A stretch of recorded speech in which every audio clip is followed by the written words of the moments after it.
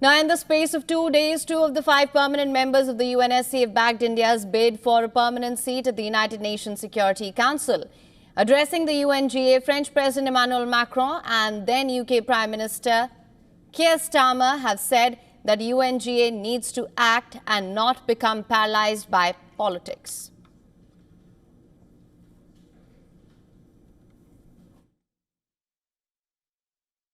It has to change to become a more representative body, willing to act, not paralysed by politics.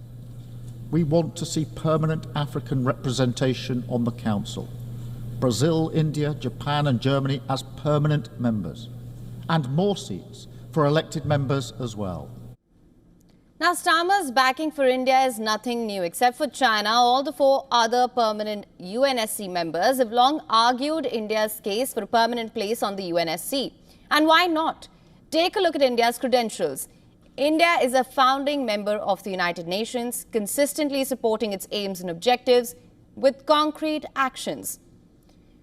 India is actualizing UN goals from international peace to security and safeguarding human rights. India has sent over 200,000 peacekeepers to the United Nations. That makes it one of the largest contributors of troops and police personnel towards global peacekeeping.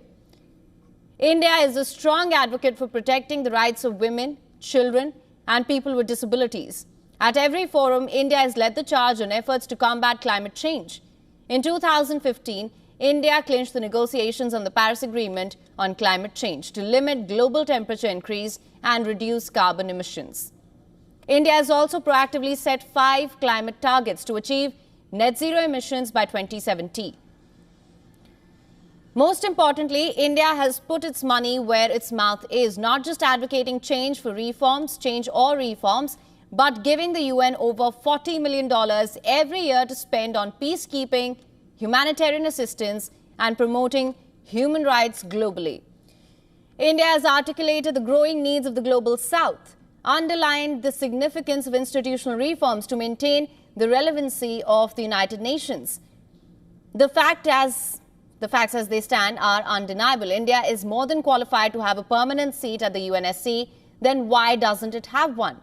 4 of the permanent members, France, Russia, the United Kingdom, and the United States have all endorsed India. Some, like Russia, have been at it for years altogether. But does their support ring true? It certainly doesn't seem that way, given that the endorsements for India have been continuing for years with nothing moving on the ground. The 4 permanent members seem to be only voicing their support for India because they know well that China will veto India's candidacy.